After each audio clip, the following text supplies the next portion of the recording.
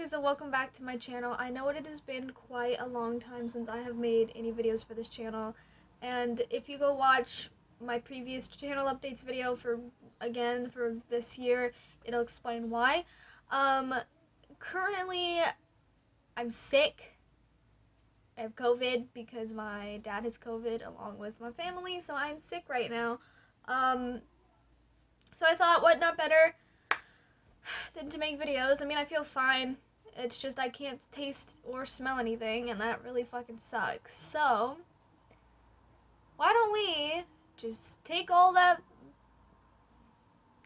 anger and frustration out and read some more Pokemon fan theories, because you can never go wrong with Pokemon fan theories or any fan theories at all, because they're fun.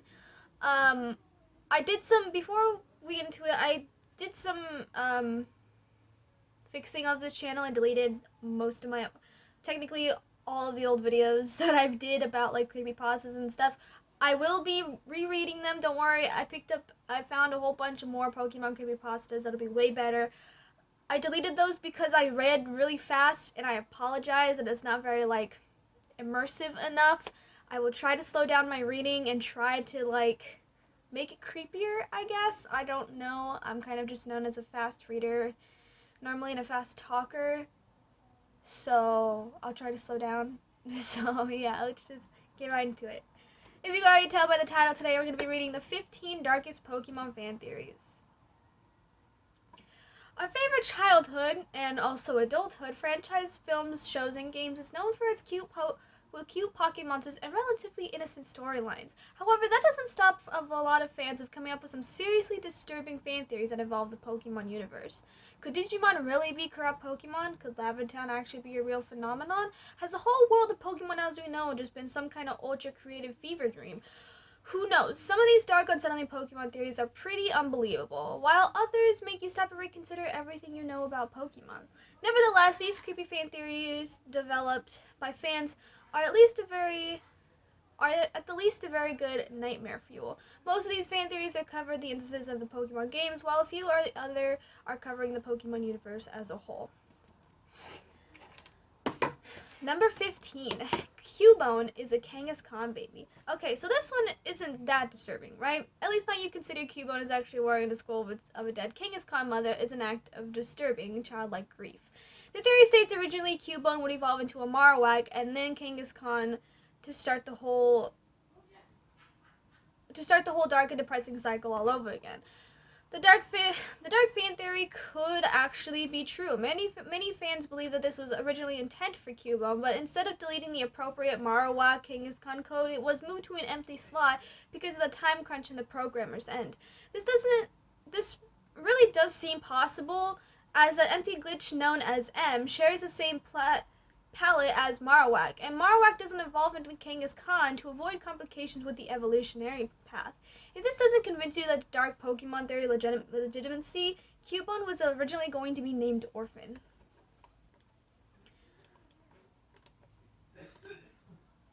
I forget that editing is a thing, so I kind of have to save these videos. Number 14. The Ghost Girl Mystery. Like most Pokemon games, Pokemon X and Y is very positive and lighthearted. However, there is still one mysterious and unsettling figure that stands out from the game, the Ghost Girl. In Pokemon X and Y, if you enter a particular building in the Lumia City, you'll notice the music has stopped. The screen will blink, and a ghostly girl with an unnatural walking animation will appear behind you. She will tell you, no, you're not the one. In Pokemon Omega Ruby and Alpha Sapphire, there is also another instance with the creepy ghost girl, though it is unclear if there's a relation. So what's the dark theory? There are several. Some fans think the ghost girl is looking for a specific trainer ID, which she tells you that you're not the one, and the others think that she's the source where some players could get unreleased legendary Pokemon. Unfortunately, neither have been proven true, but one thing is certain: the ghost girl was very much intentional. The Japanese Pokemon website has a whole page dedicated to her and her features, and we can only assume are her clues to her origin. Fun fact, I've actually done this very Easter egg in my Pokemon Y game a long time ago, and I can tell you it was fucking creepy. Like, so damn right creepy. I was like, ugh, no, I thought it was gonna jump scare me, man. Number 13, the legitimacy of Lavender Town syndrome. There's no doubt that Lavender Town's story was a creepypasta, not a fan theory. If you haven't read that story, it goes like this. After Pokemon Red and Green was released, there was an increase in child suicides in Japan. The suicides were linked to a game called Pokemon Lavender Town, where an unsettling song plays in the background. Most versions of the story say the programmers created the song with deadly frequencies. Of course, there was no proof to increase in adolescents' Japanese suicides in 1996, and the Lavender Town creepypasta remains fictional. However, the theory could have some truth to it. Many people state that Lavender Town's song does make them feel incredibly uncomfortable and experience a seemingly source of sense of dread. When you take binaural beats into consideration, it is possible that there are certain sounds in the Lavender Town song that affect our brainwaves in a negative way. And the Pokemon franchise is far from holy when it comes to endangering children. Is Lavender Town syndrome a small wall legitimate? In some small way legitimate? You'll just have to listen to the song for yourself. Number 12. The Great War killed most of the world's adults. There are a few adults seen in the Pokemon games. If there are more of them, maybe they would stop the children from running around on extremely dangerous adventures. Some fans think this has to do with the Great Pokemon War that killed most of the Pokemon world's adult men and women before the games had begun. The intense focus of getting ready for battle at all times may have less to do with the success as a Pokemon trainer and more to do with the post-war society filled with terrified and defensive people. Most of the young characters you meet in the Pokemon world have no parents or are ambiguous about them. Lieutenant Surge in Pokemon Red and Blue reveals that you have an electric Pokemon saved his life during the war. What war was he talking about? Could there really have been some huge, nearly apocalyptic war? This could also explain the pressure to catch them all and have a complete Pokédex. Perhaps the professor wants a catalog of the Pokemon that survived the war. Number 11, Dark Origins of Pokemon. There are more Pokemon origin stories out there than you can shake a Sudowoodo at. There are many of them are downright unsettling. Some fans think that Pokemon were a result of a massive nuclear war, maybe that Great War we also know a little about, in which the Earth's animals acquired strange transformative powers. Others believe in the Sinnoh legends, which states within the games that the Pokemon archers created the universe out of nothingness. These legends also state that Pokemon and human beings were at first the same species before evolution split Pokemon and people apart, only for humans to dominate Pokemon. Pokemon are actually one species with a different subspecies under the legend. However, this is considered more of a religious myth than a canon origin. Perhaps one of the most interesting origin theories of Pokemon is very alien. Some fans believe that Pokemon are actually extraterrestrial invasive species that destroyed all of the planet's animals with an exception of humans that limited our wildlife. However, Pokemon aliens are less intelligent than you think. They are slowly become subjugated and domesticated by humans and also have the subjects of experiments by professors. Number 10, Ash is in a coma. The theory goes like this. In early episodes, Ash is hit by lightning while riding his bike. While the show depicts his adventures exploring the world, catching Pokemon, that seemingly innocent incident, that the lightning strike actually landed the kid in a coma. Sorry, I lost where I was. What we view in Pokemon series is actually an idyllic comatose dreamscape created by Ash so he could navigate through his subconscious, taking arbitrary challenges and battles to break down his own mental barriers and escape his comatose state. Some sub-theories explain that Brock is Ash's repressed sexuality. He stays the same age in his dream world, but outside of the coma he's aging and maturing, and that Gary Oak is a personification of Ash's ego. This is of course totally a garbage theory, and a sad one too. You can apply it was a dream the whole time theory. Almost any fantasy venture story it could work. We're just glad this one doesn't. Number 9, Digimon are really corrupt Pokemon. The fan theory is less dark and more hilarious whenever you think about the the desperate rivalry between Digimon and Pokemon fanbase. However, it almost seems like it could be probable. In the Pokemon game series, co-op Pokemon can be released from your PC. However, there's not a lot of information on where they go. Currently, Pokemon are being transferred somewhere. So where could they be? And where do the corrupted .mon files even go? The theory suggests that the Digimon universe and the Pokemon universe, or rather, our universe in which Pokemon is a video game, are either in the same dimension or in different worlds, or are in overlapping dimensions. The Digimon universe is filled with creatures that are actually quarantined Pokemon PC directory's population of corrupted Pokemon files. Digimon and Pokemon are very similar, especially when it comes to how they evolve their relation to elemental symbols and etc. Number 8. Pokemon Black and White takes place in a post-9/11.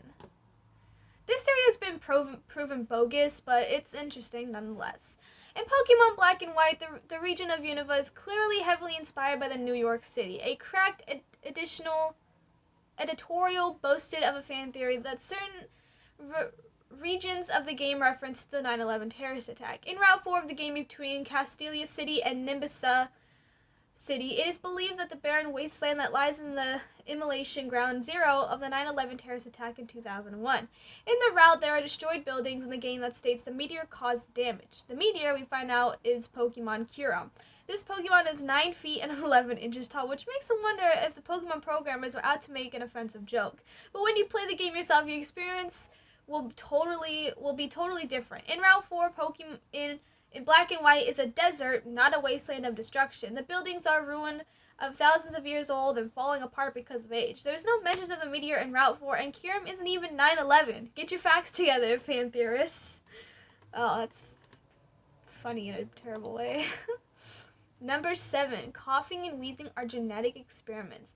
Ghost Pokemon with their ability to disappear, reappear, strike fear into the hearts of their opponents, and fight against psychic attacks would be very difficult for the clumsy Team Rocket to catch. This theory suggests that after many failed attempts to catch Haunter, Gengar, and Ghastly, Team Rocket decided to experiment and genetically engineer gas particles from another poison Pokemon. The intention was to create a combination of ghost and poison Pokemon. Of course, they failed in creating the Pokemon coughing and wheezing instead. They went on to try to experiment with perfecting the experiments, but being Team Rocket, they failed. Instead, they used their failed experiments not only as effective weaponry, the skull and crossbones on Wheezing and Coughing's body can't possibly be natural either. Rather, they are handwritten warnings of the two Pokemon's toxic danger. Ultimately, the only evidence of the theory legitimacy could be the skull and crossbones, but it's still interesting to think about. Number 6. Brock is under a Medusa-like curse. This Pokemon fan theory suggests that Brock doesn't open his eyes because he is cursed. The offending curse is the mystic eyes of Gorgon, the curse that would befall victims of the mythology Greek monster Medusa. Anyone who looks at her face into her eyes would turn into stone. The cursed Brock doesn't open his eyes for fearing of cursing others. This is also why he became a rock-type Pokemon trainer. His Pokemon are already made of stone. This theory is also kind of sad, of course. It is totally unfounded. As seen above, Brock has opened his eyes before without turning anybody to stone. Brock's character stirred a lot of controversy with the Pokemon franchise and was temporarily removed from the anime due to fears that he would perpetuate a racist stereotype of Japanese people. There's no unclear reason why he was redesigned with closed eyes. One theory suggests that many Asian cultures see closed eyes as a sign of wisdom, and Brock is the oldest of the 3 Pokemon trainers. Sorry, my eye itched. Number 5. Jesse and James are actually in purgatory. Or hell, depending on the variation of this theory that you find. This theory suggests that Team Rocket's presence in almost every episode is much more intentional than you think. In fact, the entire Pokemon series is actually about them. In every episode they are in, Jesse and James have failed to capture Pikachu. Their attempts aren't so insidious either. The duo is very cheesy, clumsy, and not very intimidating with their attempts to kidnap Ash and Pikachu. They also don't seem to mind failing it sometimes either. Team Rocket is actually in purgatory, or possibly hell, and are punishing themselves over and over and over for the crime they committed while they were alive. They They succeeded in capturing Pikachu but accidentally killed her in the process. Ash couldn't handle the death of his best friend and committed suicide. Team Rocket lived with the guilt of their deaths and now live in a world where they constantly fail in their attempts to capture Pikachu. This would explain why Ash is always the same age and Pikachu never evolves. This very dark theory could be possible, but the Pokemon writers probably didn't have dark child suicide in mind to write the episode plots for the children's show. Number 4, remains of dead trainers in the wild. Players of any Pokemon game are definitely happy to find useful items on the ground. However, it gets a little awkward and dark when you consider that the items hanging out on the grounds in the games are remains of trainers who had been eaten by wild Pokemon. All that's left of them are the items they've dropped with little evidence that they were ever there. You could leave the theory as a standalone idea, or you consider an all-encompassing gym leader theory that includes it. The ultimate Pokemon conspiracy theory states that the characters Red and Blue are genetically engineered humans created by Oak. Leveling up the Pokemon evolutions are caused by nuclear radiation. Pokeballs leak radiation. The Mewtwo project was an attempt to make a weapon mass of destruction. And of course, items you find are the telltale remains of devoured unlucky trainers in the wild. Number 3, Voltorb is a possessed Pokeball by Haunter. Voltorb is one of those strange-looking Pokemon in the Pokemon universe. This electric-type Pokemon appears to be a Pokeball with angry eyes that has its own unique type of attacks. Some fans theorize that Voltorb's appearance is much darker than just a lazy design. The theory concludes that Voltorb is actually a Pokeball. A Haunter somehow managed to possess the Pokeball and make it some sort of strange Pokemon-Pokeball hybrid. If you compare the image of Voltorb and Haunter side by side, the similarities are hard to ignore. The two Pokemon almost have the same exact eyes. The theory states further that when Haunter possessed the Pokeball, it became trapped and exploded when it tried to escape. This would explain why the button of Pokeball is gone, and Voltorb became its own subspecies of Pokemon. Even when Voltorb evolves into Electro, the appearance doesn't change much either. Number 2, Gengar is Clefable's shadow. Or Clefable's evil twin, depending on which creepypasta you read. This spooky fan theory is actually very possible when you consider the facts. Both Gengar and Clefable are some of the first Pokemon to be created, and Gengar appears in the Pokédex not far after Clefable. Clefable's evolution precursor, was also supposed to be a franchise's mascot instead of Pikachu. This information is important when you consider the significance of this Pokemon. Gengar is considered the shadow Pokemon, but there's not much clarity pointing to what Gengar is a shadow of. When you compare the images of the two, the resemblance is pretty obvious. The ears, face, feet, overall body shape of Clefable is very similar to Gengar. Clefable is a normal type, and Gengar is a ghost type. Both Pokemon have immunities that could prevent a stab attack between them in battle. After all, can you hit or touch your own shadow? And number 1, Ditto is a failed Mew clone. This fan theory has been floating around the internet for quite a while and is definitely haunting us. Mew, the ancestor of all Pokemon, contains cell structures of all other Pokemon in its body. This dark theory suggests that the scientists once attempted to create the world's most powerful Pokemon and planned to clone Mew and increase the Pokemon's power to do so. This resulted in Mewtwo. However, Mewtwo isn't really the only creation that resulted from these experiments. You have to fail quite a bit before you succeed, and the only scientist's failures was Ditto. Mew is able to reproduce asexually, and Ditto is the only Pokemon that can do the same. They are similar in color, both have origins on the Cinnabar Island, have the same weight, have similar stats, and are both the only Pokemon that can learn Transform naturally and can learn any attack. So, on that note, which of these Pokemon dark theories do you find the most believable? Let me know down in the comments, and I hope you all enjoyed. If you're new to my channel, be sure to hit the subscribe button, give it a thumbs up. Also the bell, so notify me videos, which is, I would say every Wednesday, but I'm not going to make that promise. But I love you guys, and I will see you guys later. Bye-bye.